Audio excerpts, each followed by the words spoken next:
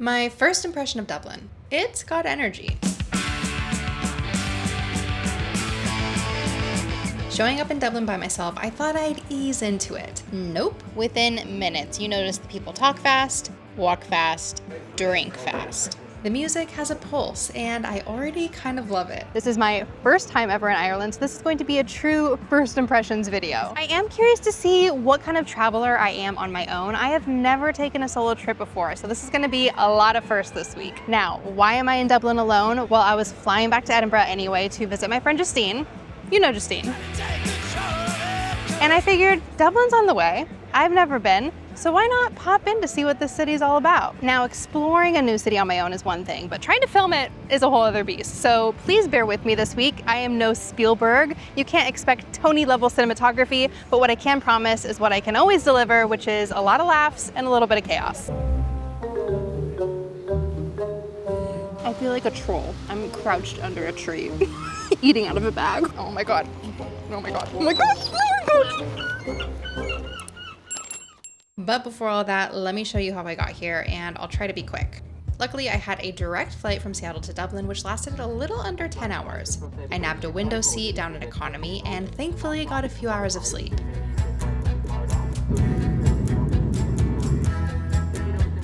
The descent into Ireland was gorgeous, and after a walk right through immigration, I hopped on the bus and arrived in the city centre.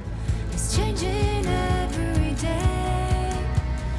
Eventually, I arrived at my hostel, which I paid 35 euros a night for. It's so quiet. I don't think anyone else is here, but since it's so quiet, I'm going to voice over this room tour. First, it's a shared bathroom. All the beds are pods. I'm in number 7, and we get a locker to secure our stuff too, which is nice.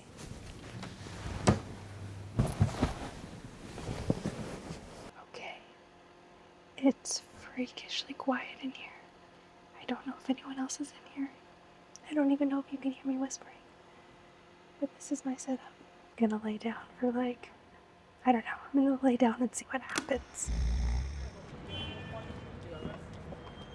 When I first got to my hostel, I didn't think I was gonna nap and I thought I'd be able to rally. I was not able to rally. So I just took like a 2.5-ish hour nap. So I think it's time to find some food because I have not eaten yet today. Dublin City Centre is gorgeous. Everything's so bright and colorful, and of course you've got the big tourist highlights like Temple Bar, but I'd rather duck into a pub that's a little less crowded.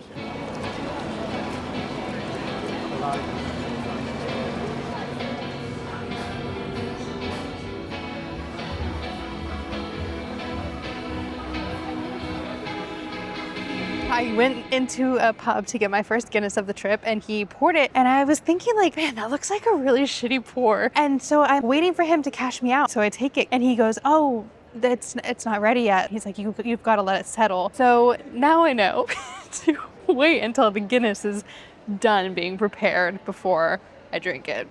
That was not embarrassing, but a little embarrassing. So that was night 1 and me in a nutshell. I hope you're prepared for this.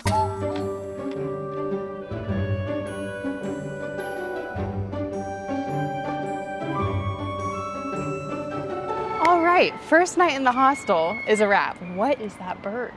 Overall, generally fine sleep. I will say I'm in a room with 12 other beds, I think.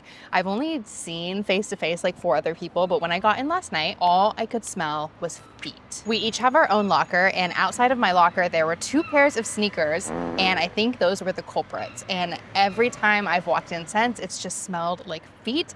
I don't say this to turn you off from the hostel co-living life, but I think next time I'm gonna book women's only rooms. Anyway, I woke up before the sun. I am starving, and so I think we're gonna go find our first Irish breakfast. I lied. I came across something pretty neat, and I had to stop here first. I kept forgetting this was here, but also was still hoping I'd run into it. This is the portal. So it connects cities all around the world, and people just gather in front of it and wave to each other. And it's like the cutest, most human thing I've ever seen. I don't know what city it's showing. It's been on a rotation. I think it originally started connecting Dublin and New York. And I feel like there was a scandal where they had to take it out of New York because I think people were flashing.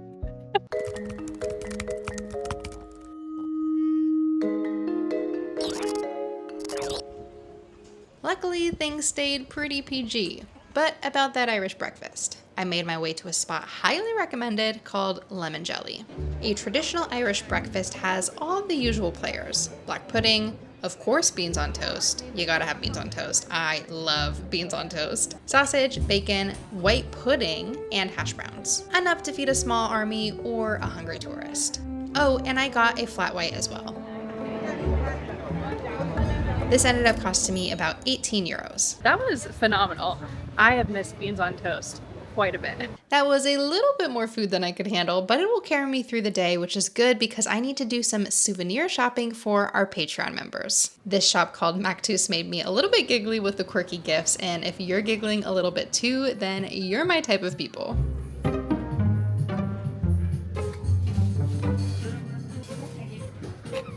I got some postcards for our Patreon fam, and I also got this ring for €5. I love places like that, and I miss Tony a lot, but it is nice going in a place like that on my own because, oh shoot, because I like to take my time and just wander and look at everything. He never rushes me, but I feel bad making him wait while I lollygag. Anyway, let's go to the next stop.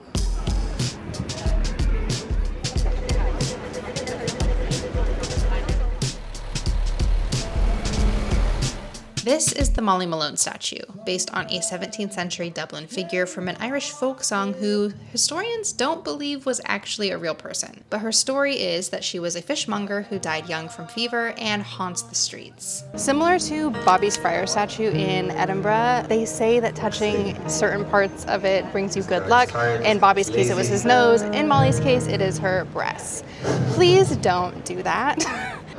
You can see the discoloration on her chest from people groping her. I know this is a fictional person and a statue, but same with the Cristiano Ronaldo statue. I know this has this issue on his groin as well. Just don't do that. This is actually an issue with a lot of statues, especially bronze ones. All those thousands of hands rubbing them every day are wearing the statues down, and the repairs probably come from tax dollars. So yeah, look, take photos, but skip the touch. But the statue is totally worth seeing. It's a piece of Dublin's story. And speaking of stories, the city's most famous collection of them sits just a short walk away at Trinity College.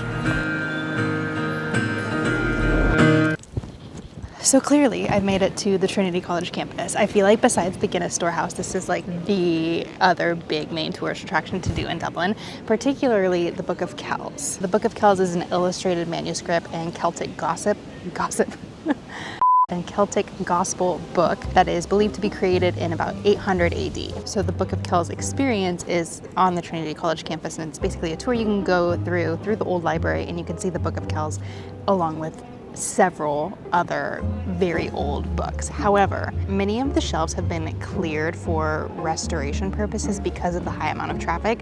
They're experiencing a lot more dust, which is obviously affecting the book. So this is a long-winded way of saying that I will not be doing the Book of Kells experience. I looked into it a lot and tried getting like swayed and pulled to go, but it's not quite where my interests lie. And recently after our Portland video, I had one of you reach out via Instagram DM and basically told me to not do things that we don't want to do just because we think our audience would like it, which we often do sometimes. And in this case, I'm going to heed that advice. Take that advice?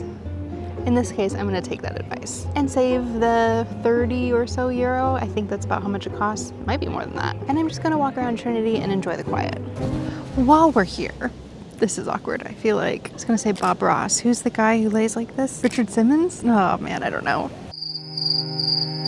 She means Burt Reynolds. Anyway, just some observations. Dublin seems like it's an incredibly diverse city, which I love. I thought I'd see more redheads, to be honest. I bet maybe when you go more into like the countrysides and maybe the smaller towns, that's where they're at. But I have not seen very many other fellow redheads. Where are the gingers at? Can't tell if this grass is wet, so I'm a little bit afraid to stand up, but we're just gonna have to deal with wet booty if that's the case. All right, I think it's about time for a pint. It's late into the afternoon and I walked around enough, so it's time for a lunch break. That Book of Kells building does not quite match the aesthetic of the rest of the campus.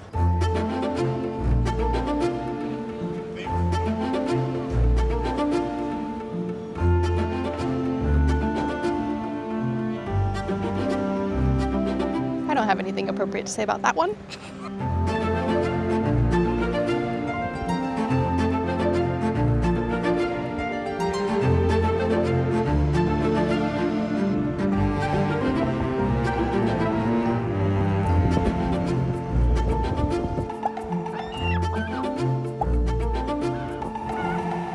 And since I couldn't find any gingers today, I went to a restaurant named after them. I ordered a beef and Guinness pie, and it ran me about 22 euros.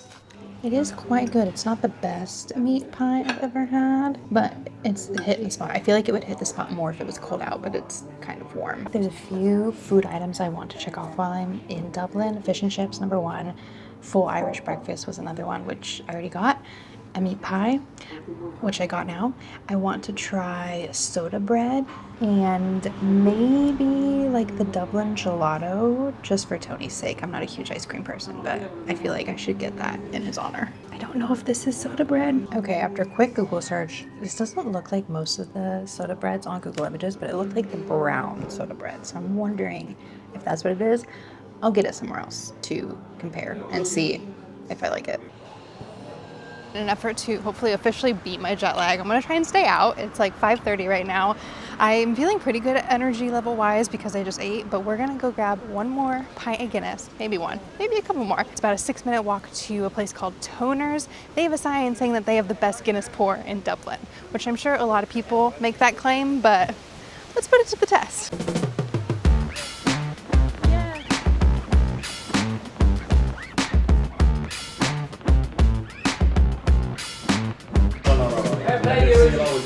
Yeah, exactly.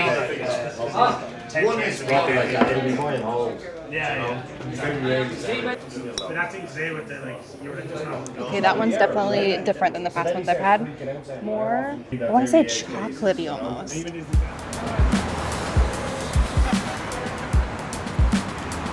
I think the plan, I mapped back to the hostel. I am hoping to get live music at a pub. Maybe I haven't been out late enough. So I'm feeling over the jet lag, so I need to stay out, find some live music before I leave Dublin.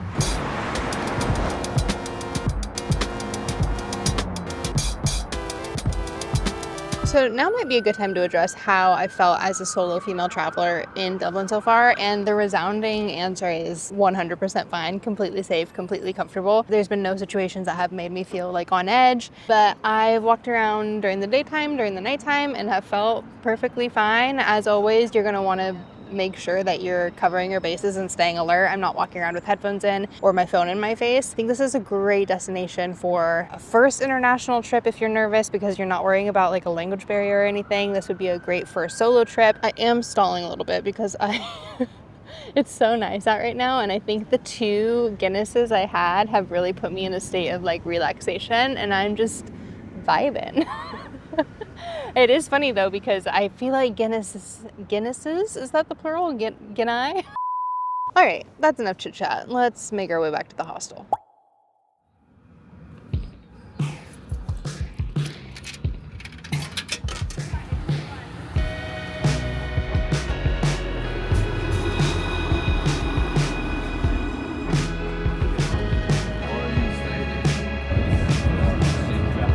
This morning I'm heading to probably the most touristy attraction in all of Dublin, and that is the Guinness Storehouse. I bought tickets for one of the first time slots in the morning because I'm hoping to beat the crowds. I don't know if that will work, but then I also realized that this means I'm gonna be having Guinness for breakfast. Whatever, when in Dublin, am I right? I just took the tram over. It was super easy. There was a stop right outside of my hostel, and it brings me about a 9-minute walk away from the Storehouse. It was €2.60 for a single ride. And the public transit in Dublin seems really great. I think if you're here for a good amount of time, it's recommended that you get a Leap card. That is like a physical pass that you can reload. As far as I'm aware, there's no tap to pay on board. So you either want to have cash and coins, get a day ticket from one of the stands at the stations, or get a Leap card. Oh, just came across a Tesco Express. Let's see if I can get a sausage roll or something to put in my belly before pints of Guinness. Don't forget to scan or tap your phone.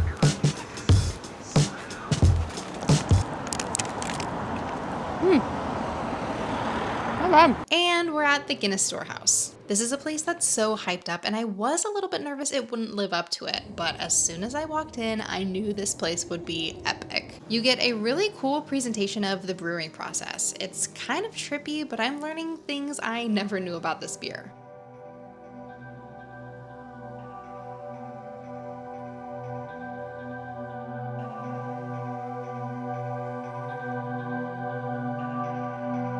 So the first thing they told us when you walk in is that Arthur Guinness signed a 9,000-year lease on this building and property. And, whoa. That scared me. Whoa.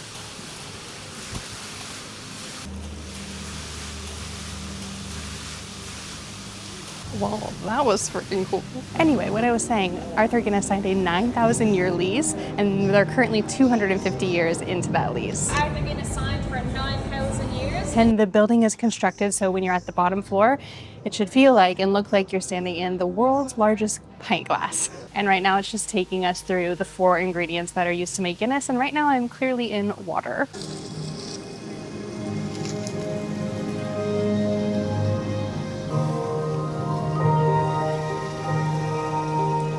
This whole thing is incredibly immersive. It's really cool how it's all laid out, and they really kind of play with all of your senses.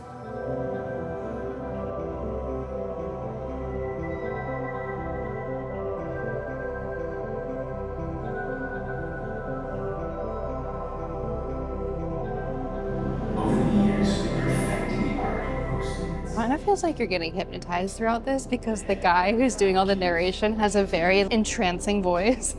And he keeps repeating a lot of the same facts. Look at this giant pint. No, this is a barrel. So the glass in this part, when you're at the bottom, is supposed to make you feel like you're in the world's largest pint glass. I think she said like 14.3 million, some unit of measurement it would take to fill that. But she said it was 3 times the population of Ireland. I just got to the 3rd floor and it smells so chocolatey. I don't know where it's coming from. Oh, it smells so good.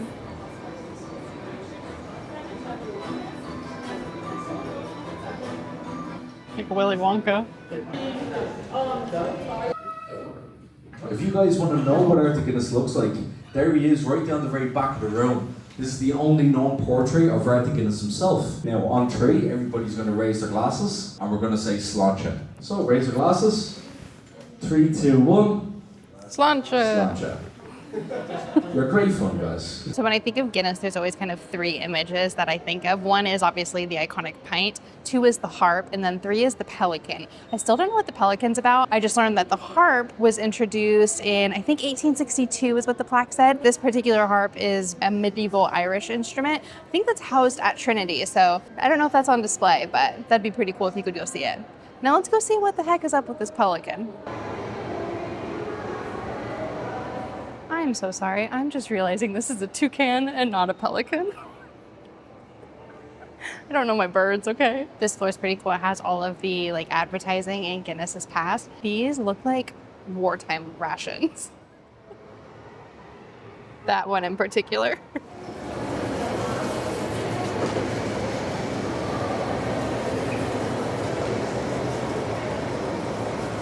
This is the part I'm most excited for. I opted up my ticket so that I could get my face 3D printed on a pint of Guinness. And that's where we are now. Because why not? Oh, so you can just select your photo on the screen. Or if you'd like to record, you can record on top here. Oh, cool. Okay, thank you.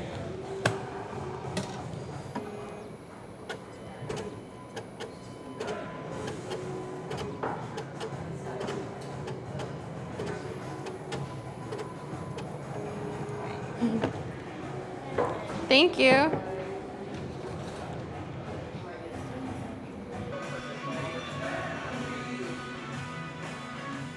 Not my best photo. But how cool is that? Tony would love this. I'm so sad he's not here. Cheers, let's drink my face. We learned in that tour to try not to sip the white head because that's going to be super bitter. So I'm trying to slurp my way past it. This glass is really cool though. It's like, has an heart indent. has a harp indent. I'm not drunk yet, I promise.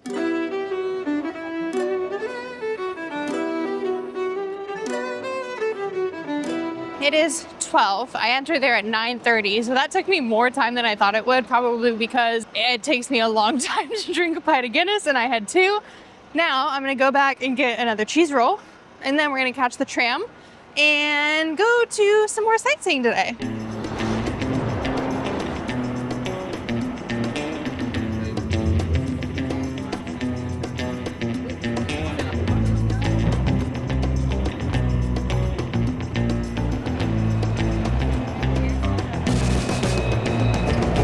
So I made my way to St. Michan's Church to see the crypt, but you can't film past the cellar doors. The crypt itself isn't super big, but it is spooky. There are about a dozen small dark rooms that are pitch black, but as soon as you shine your flashlight, bam, there's a skull.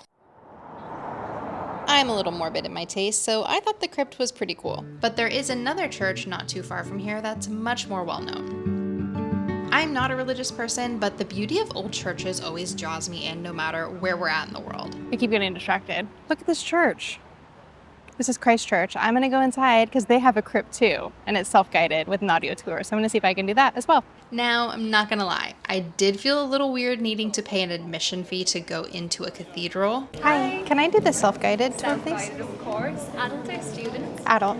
No problem. It's 12, please. Okay. It was €12 for entry, and that included an audio tour. Welcome. Christchurch Cathedral has been welcoming visitors for nearly 1,000 years. Your audio guide is easy to use. Tap on the screen for the short welcome from the Very Reverend Dermot Dunn, Dean of Christchurch Cathedral. Admittedly, the promise of a crypt is what drew me in the first place as a lover of spooky things. This looks like Harry Potter. Imagine entering Christchurch from a warren of dark, narrow, medieval lanes. The guide also mentioned how dark it got down here with just candlelight, which sounds terrifying.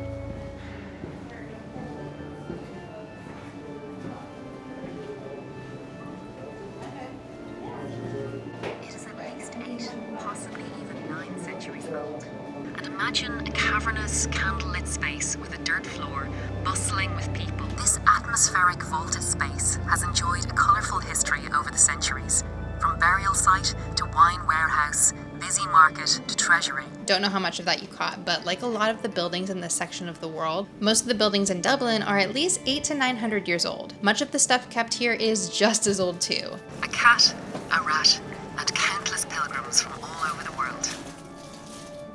I'm just wondering what this place must have smelt like back then when they couldn't find a dead cat and rat rotting away. I'm gonna say, I think first church and crypt was cooler and it was more affordable. But if you want like spooky vibes, definitely go to St. Michan. I'm so sorry if I'm saying that wrong. This one was just like a lot more curated and definitely a deeper dive into the history, if that's your thing. I don't know about you, but spending the afternoon in crypts has got me hungry, so let's go eat. I think if I got another Guinness, I would be down for the rest of the day. So instead, I got a Rockshore cider. This is a nice light, allegedly, I haven't tried it yet, allegedly a nice light cider from Dublin. Oh, that's really good. It doesn't have that super sugary aftertaste that some ciders tend to have. So to eat, I got bangers and mash. I kind of panicked because she came over so quickly, but it's really good. Comes with 3 sausages on a heap of mashed potatoes. I really like the grilled onions on here, and then they have marine onions on top. I'm glad I did not get a Guinness with this because you probably would have had to roll me out of here. This place is also supposed to have great live music, and the live music tonight is traditional Irish, but it doesn't start until 7:30, and it's not even 4:30 right now. So I think we're gonna have to find somewhere else to go see some live music tonight.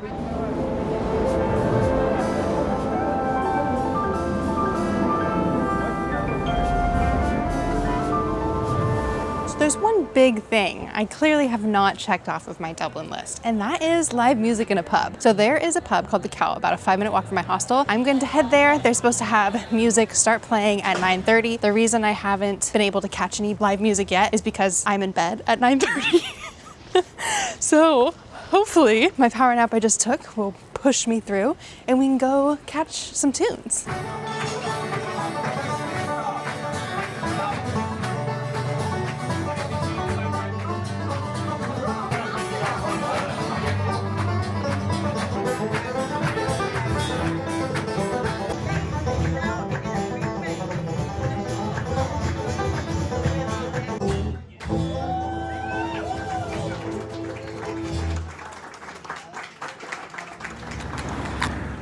yes, we found live music.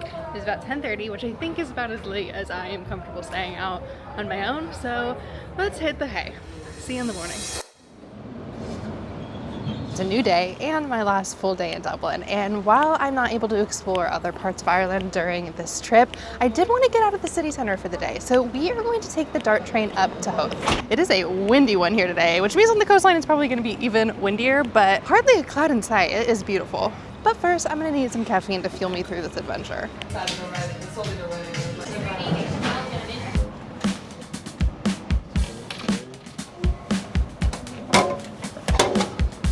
The train to Howth cost me $5.20 for a round trip ticket.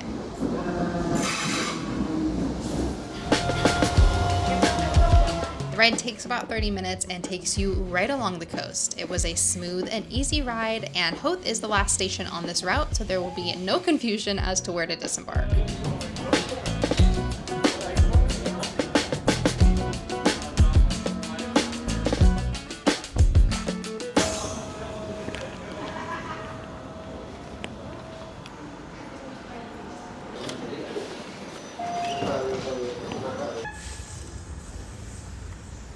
So loose agenda for the day. We're gonna go ahead to the cliff walk.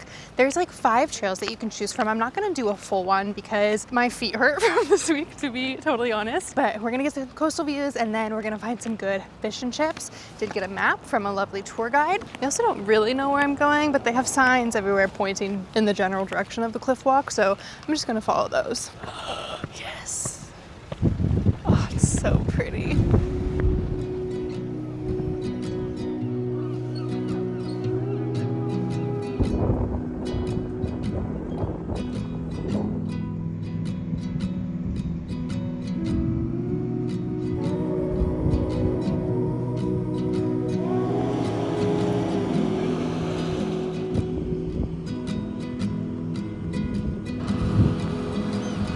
I was wrong when I thought it'd be windy and cold. It's actually quite warm, especially with all this walking. So right after you leave the train station, you have that little bit while you're walking by the water.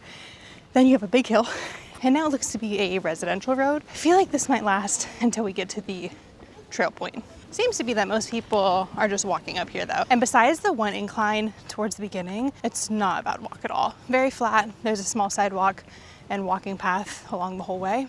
Some people are in hiking clothes. I'm in jeans and my Chelsea boots. I don't think it's supposed to be that rigorous. I could eat my words.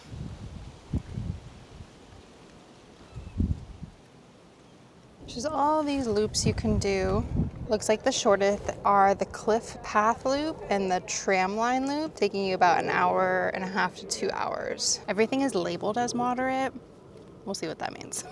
So I am here. I think I'm just gonna walk up and around this and then maybe turn back at some point. The views here are incredible. It looks like they do a pretty good job with trail restoration because there were a lot of beautiful flowers and sections marked off from foot traffic. While the trail can be a bit narrow at times, there are plenty of places to pull off and take a break or snap some photos. It is so pretty.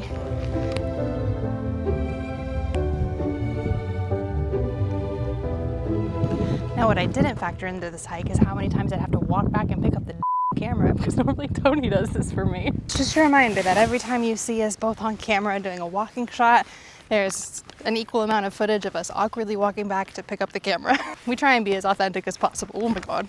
But sometimes you just gotta stay the shot.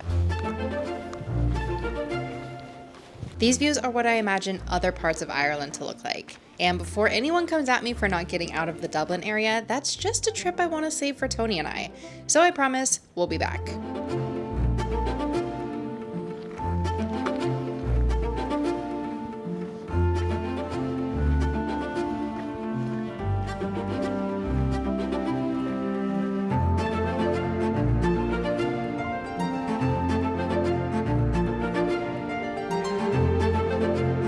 I think that was enough cliff walking for me.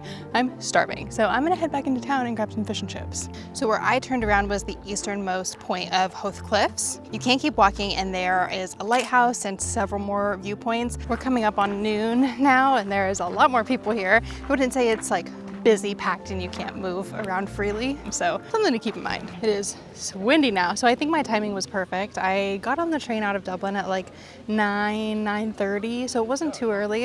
I was able to get to the Cliffs Walk before the hordes of other people did. So I think that was perfect. And now I'm ending, and it's just about lunchtime. Hi, can I have the cod fish and chips and a bottle of water, please? Thank you. You too. I am so excited to eat this. Now, I was warned about the seagulls. Apparently, they know where the fish and chips are here and will wait and snatch your food. So I'm gonna try and eat this as discreetly from them as I can. Which is going to be a challenge because they are already starting to circle. All right. Oh my gosh, it's huge. I want to show you these fish and chips, but it's like playing red light, green light with these birds. He's waiting. I'm so afraid of this bird. First bite. Oh my god. Oh my god. I don't blame them because this is delicious. Just really, I'm so scared. Anyway, these are so good. These might be some of the best fish and chips I've had. These are the chips that come with them. Quite delicious. Such a good balance of flavors. Sometimes fish and chips can be either too battery or too fishy, and I think this is perfect. Oh my god, oh my god, okay. Okay, this is enough. Oh my god. Oh my god, oh my god, oh my god. Jesus. Oh, I dropped my tartar sauce. Or I didn't drop it, the wind blew my tartar sauce. So now the birds are circling. I don't know how to get my stuff. I can't even move the camera for you to see these birds. That was terrifying. I'm gonna go move far away from this place.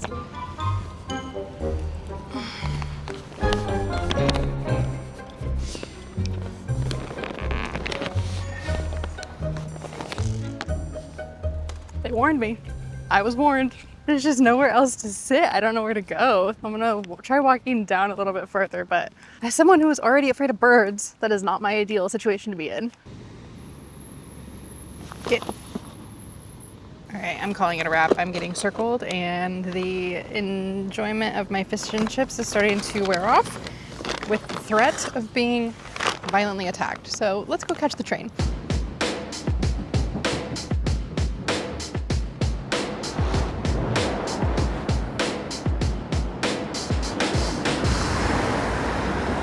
Last night in Dublin, there's one food spot still on my list. Actually, there's a lot of food spots still on my list, but I don't want to leave Dublin without trying this one thing. And then I think we're gonna go try and find some more live music to close out our trip here.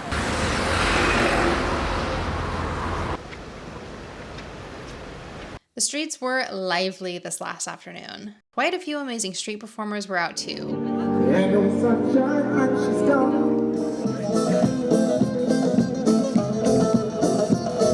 Something that just says Ireland, Dublin, Trinity, Guinness or Temple Baroness. So Helen back, and he's also performed his first ever live show at 85. These words of mine, life goes by in the blink of an eye, then you're older, and it's over. The buskers were amazing, but right now I'm after one last popular Irish dish. I walked to St. Stephen's Park to eat this food, but now it's raining and there's not enough benches here. It's just like a bunch of pathways. So I might just park it under a tree. Oh, the camera's getting wet. This is gonna be a standing food review because I can't find a bench or anything covered, but we secured the bag. This is a spice bag. I have been seeing this on the internet. It's a little divisive. Let me clean you off real quick. This place in particular is a little divisive because a lot of people say it's overrated, only the tourists go there. There are other places in Dublin you can get a spice bag, but there's no one near me. So I did this instead because it's raining and there's somewhere I want to go after this close to here. Anyway, let's give it a try. So, well, there's no fork. This is a Dublin Chinese food and it's meant to be eaten out of a bag. It's fries and these pieces of chicken. And then I got curry sauce to put on top. So I'm gonna try it without any sauce and we're gonna see what we think. I'm being cautiously optimistic about this because when a place is so spoken about on the internet, it always kind of never turns out to be as good as you imagine. But I will admit, when I first smelled this bag, I moaned. So, oh my God. Wow. It's a tiny bit spicy. If you're sensitive to spice, you'd probably call this spicy.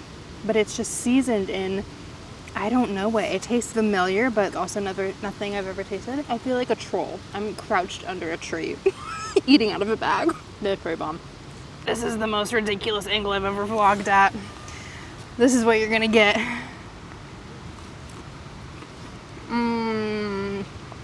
Dang, I like it with and without. Oh, it's really raining now. Okay, delicious, 10 out of 10, gotta go. Look at that sunset. So as I'm walking back to my hostel on my final night in Dublin and the final night of my first solo trip ever, it's been a good one. I'm very excited to come back and see more of this country. I know people say that you haven't really explored Ireland if you didn't leave Dublin, and I get it, because I would feel the same way about like Iceland, for example. I don't think you've really seen Iceland if you didn't leave Reykjavik. So let's just call this chapter 1, or maybe even the prologue to our Ireland adventures. Every time I pass this sin bin place, I always think it should be Jam Jam's new name, particularly the Book of Kells. Let me look up what that is. Please hold. It's a disaster. The only thing that has made me nervous this trip is trying to make this YouTube video by myself. So shout out to all the content creators who do both short form and long form content by themselves, because this is not easy.